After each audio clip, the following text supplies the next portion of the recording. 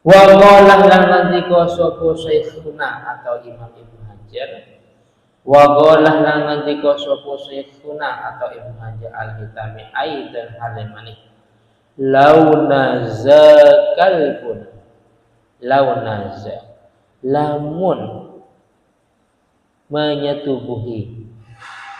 Lamun menyetubuhi kalbun opo anjing, ya Allah.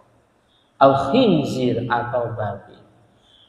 Menyetubuhi ala adamiyatin atas perempuan. Nauzubillah. Ala adamiyatin atas perempuan, anak Adam perempuan. Ternyata fawaladat adamiyan, fawaladat mongko melahirkan suatu adamiyah. Fawaladat mongko melahirkan suatu adamiyah, adamiyan ing manusia.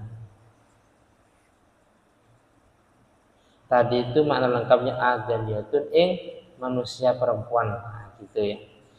Nah sekarang fawaladat mongko melahirkan suatu adamiyah, adamiyan ing manusia. Mongko kana mongko ono alwaladu opo anaknya, kana mongko ono alwaladu opo anaknya najisan iku najis, najisan iku najis wa ma'adzalika lan beserta mongkono alwaladu najis, tinggal dikasih rujuk. Wa ma'adzalika lan beserta mongkono alwaladu najis huwa utawi alwalad anak mukallafun itu terkena hukum wajib bisolati kalawan sholat, bisolati kalawan sholat wa ghairiha dan selain sholat. Wa dhahirun lan iku dhahir, wa dhahirun lan iku dhahir annahu utawi satune perkara, utawi satune kelakuan, namanya dhamir sya'an. Wa dhahirun lan iku dhahir annahu utawi satune kelakuan yu'fa iku diampuni, yu'fa iku diampuni amma opo perkara, yu'fa iku diampuni amma opo perkara yuttarrukan dibutuhkan ila mulamasati opo menyentuh walad mama yufa iku diampuni amma opo perkara, amma opo yutteru kang dibutuhkan ila mulamasati opo menyentuh ma, ila mulamasati opo menyentuh ma. Wa annahu lan satune kelakuan tajuzu iku wenang, tajuzu iku wenang.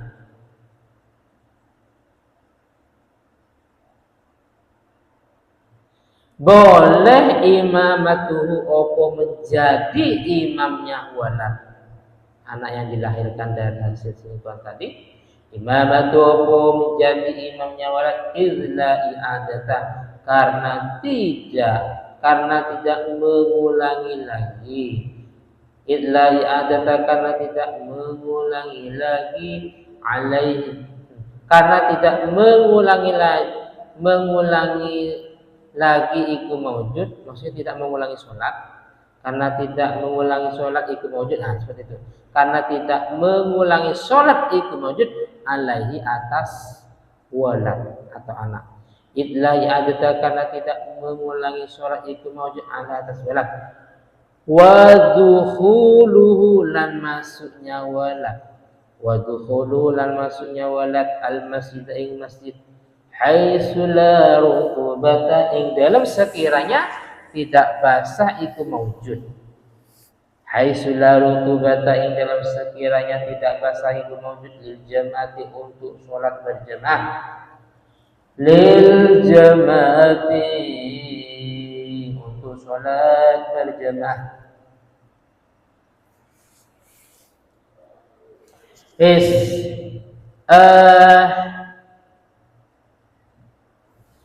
Jadi naudzubillah, ketika ada anjing atau babi menyetubuhi manusia perempuan. Ternyata, naudzubillah, ternyata di kemudian waktu wanita yang disetubuhi anjing atau babi itu melahirkan, hamil dan melahirkan. Ternyata ya anak itu berbentuk manusia, cuma lahirnya hasil berhubungan dengan anjing. Naudzubillah. Jadi anak ini lahir faktornya karena memang ibunya itu berhubungan dengan anjing.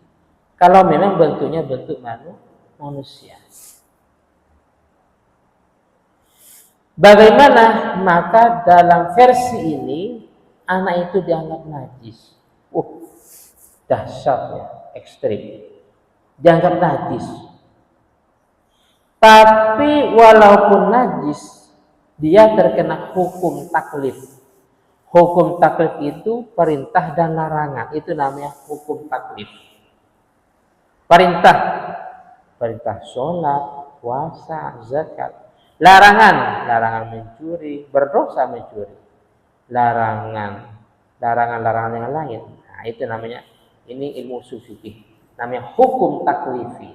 Perintah dan larangan. Secara umum nanti ada lagi banyak. Karena ada hukum buat etis.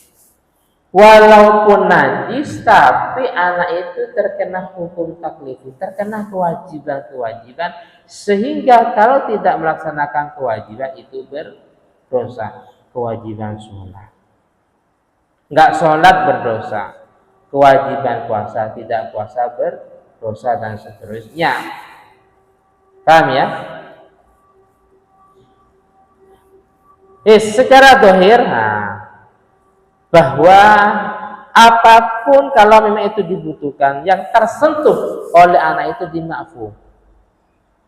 Secara dohir, musuh nyentuh kitab ini mutanajis, nyentuh pakaian mutanajis, tidur kasurnya apa ya kalau udah nggak mutanajis? Masa mau tidur di langit? Nggak boleh tidur di rumahnya. Padahal ini manusia loh. Wadohiruna, secara dohir bahwa apapun yang tersentuh itu dimakfu. Walaupun najis, tapi yang disentuh itu dimakfu. Dan berikutnya, walaupun najis, wajib sholat dan boleh menjadi imam. Dan boleh masuk dan boleh menjadi imam. Buktinya karena dia tidak punya kewajiban untuk i'adah. Wah, kapan i'adahnya? Seumur hidup wajib i'adah. Wong dia najis katanya. Sholat yang sekian puluhan tahun harus i'adah. Ya enggak seperti itu juga ya. Sehingga dikatakan dengan bukti tidak wajibnya ada, berarti anak itu boleh menjadi imam. Boleh masuk masjid, tapi dengan catatan kalau memang tidak basah. Maksudnya dalam rangka untuk mau sholat berjemaah. Versi ini versi ilmunya. Tapi dalam yanahnya ada sebuah komentar seperti ini. Ada sebuah komentar dikutip dari Bujairami. Pendapat yang kuat menurut Imam Rabi itu suci. Nah ini. Dikutip dalam Bujairami, pendapat yang kuat ini. Qala al-Bujairami wal mu'tamadu inda ramli innahu tahir, suci. Paham ya? Karena suci ya bebas masuk masjid silakan walaupun basah. Menyentuh orang lain silakan walaupun basah. Menjadi imam juga tidak menjadi masalah. Cuman dia tidak boleh menikah dengan sesama manusia. Wah, ini repot. Kalau memang dia laki-laki, tidak boleh nikah dengan orang perempuan.